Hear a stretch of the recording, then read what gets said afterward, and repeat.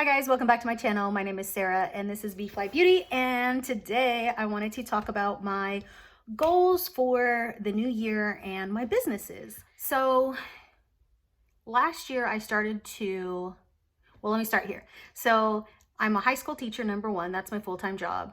I used to be a full-time makeup artist, and now makeup artistry is something that I do on the side. So on the weekends and the evenings, I typically do weddings because that's what is typically on the weekends and what I have time for. And I don't book a lot of weddings on my own. I tend to be hired by some other makeup artist friends, for bigger weddings and stuff, because the amount of people that we tend to do is just getting higher and higher in number, and you can't do it by yourself. So on a regular wedding day, I will do between 6 and 8 ladies, and between setup, the actual work, the drive time and everything, it's usually about an 8-hour day, which is, fine. It's a normal day.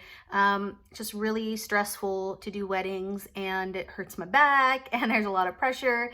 And so last year I decided that I was only going to do one wedding a month because I was getting to the point where I was not really enjoying it.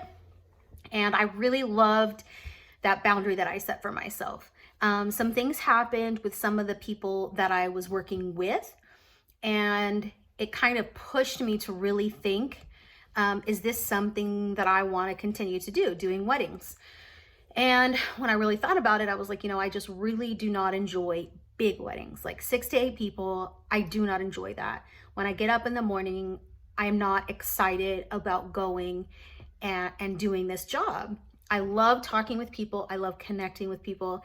But the actual job of the day and the pressure was just really, I just realized this was not fun. So I started to think, like the end of last year, what would this year look like if I was able to continue working with 1 or 2 people that I really love, giving them my boundary of, this is kind of the max I want to do unless it's an emergency, and then really pushing to book my own smaller weddings.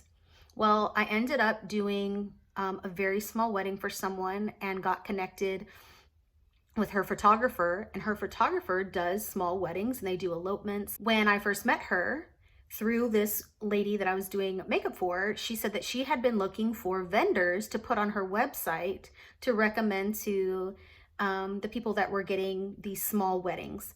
And I was like, I would love to be a part of that. So it was this God thing for me, where I connected with someone who is interested in doing that same wedding style, that going in that same wedding direction where it's small, it's intimate. You get, and I just think that when there's less people to worry about, then it becomes, you can connect better with that person, and it's less stress, and then there's more fun, and then there's more creativity, and there's just more time for the good stuff. So I don't know if that's just part of my INFJ personality type, because I am more of an introvert and there is a lot of pressure, or, is it just what I'm supposed to be doing? I don't know. Either way, I'm going to go with my gut. And so going forward in this year of 2021, that is my goal. So I will still kind of aim to do one wedding a month, but I will do more than one if they're small. So I'm hoping that the relationship with this photographer grows and we're able to recommend each other for things. And I think also with COVID, weddings are just more intimate in general. So I think I feel really comfortable doing weddings now. I have to say that I do have this idea, like when you're younger and you're told, you have to do this one thing for the rest of your life and you have to have this one career. And I've always had multiple passions. Well, I've always felt that even though I have multiple passions and talents, that I'm just kind of mediocre in all of them. And so I've always felt really nervous about doing weddings, like I'm not good enough and I don't do a really good job and my work is shit. And I think that part of that feeling, might be just the pressure of having such a massive amount of people to work on. I think it comes from being around people that are also really talented, and it pushes me But I think part of that is just, you know, how we are as people, where we're just not sure we're good enough for what we're doing. I mean, I went to school for this. I have 2003, 17 years of experience doing makeup. So even though I'm not the best, I mean, I think that I need to really grab onto the fact that I am decent at what I do. And so part of that is being okay with doing multiple things, and just kind of accepting that that's how my life is. Like, I'm not going to ever be the person that does one thing and then that's it. So, like I said, like, I'm excited about, you know, connecting with this new person and seeing what this year brings when it comes to intimate weddings, and connecting more on the level that I really love. And then I'm more comfortable with what I'm doing. So that's where I'm going to go with weddings. I really, really, really want to continue to do lessons and find ways to do things on Zoom with people. I think that's one thing I really believe I do well, is teach.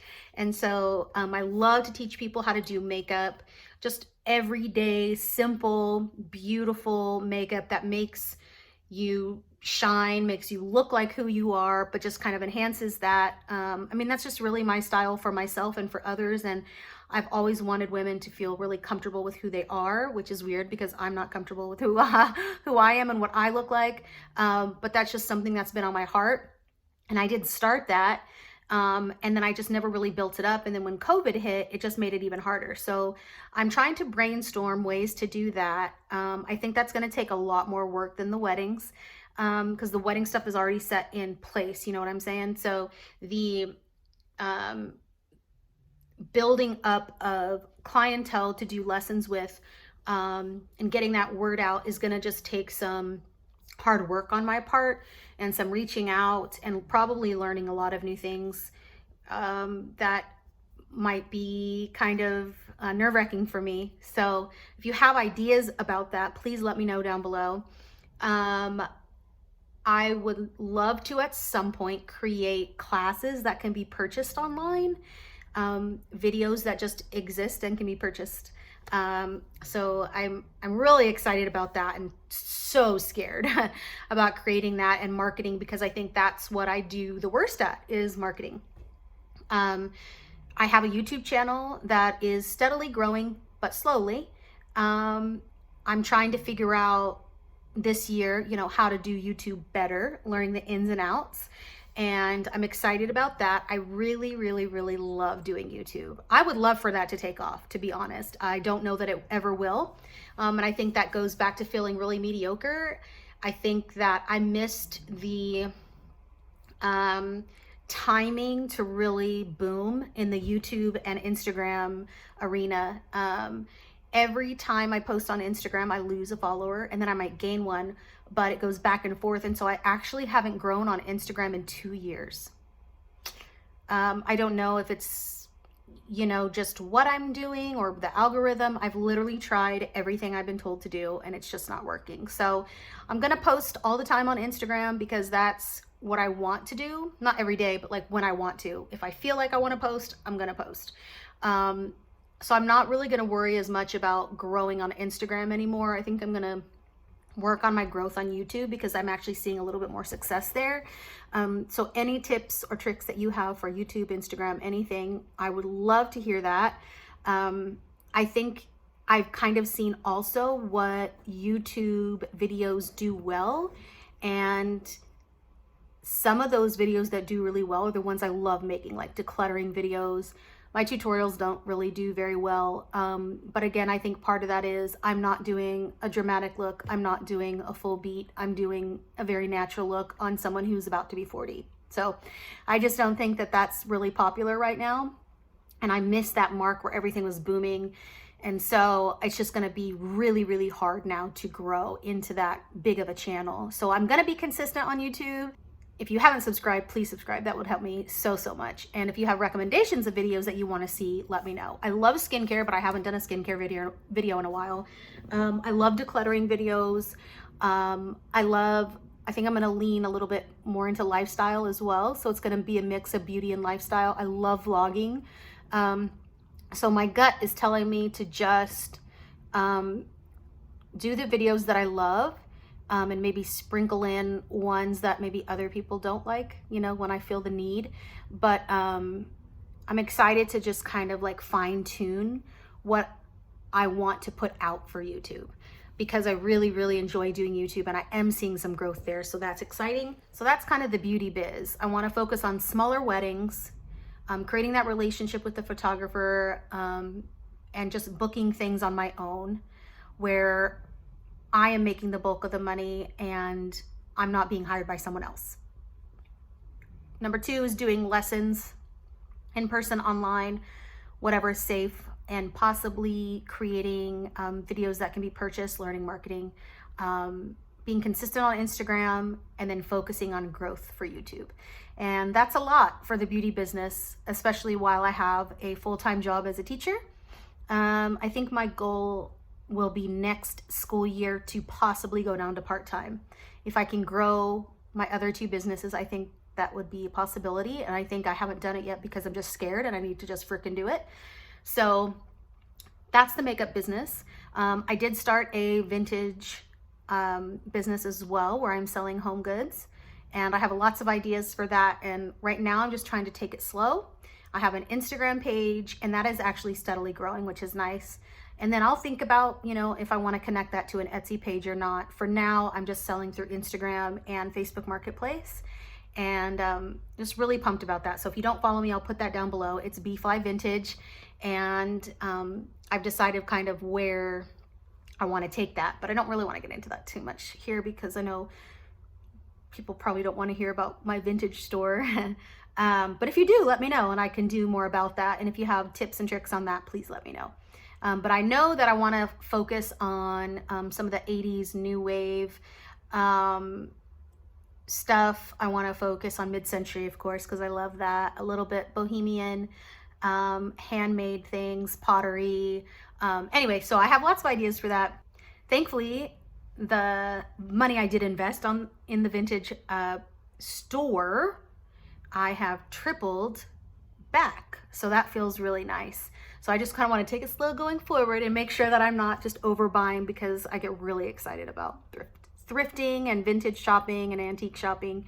So yeah, those are my 2 businesses. That's where I want to go this year with everything.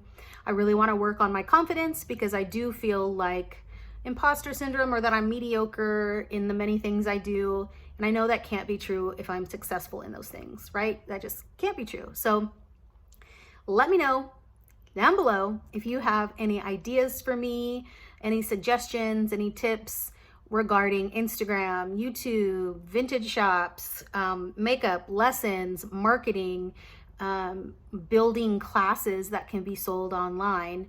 I have a lot of ideas, and instead of pushing those to the side and sticking with just being a teacher, I really, really, really want to pursue those things this year and just see where they can go. So thanks a lot for being here. Subscribe if you haven't, and I'll see you next time. Bye, guys.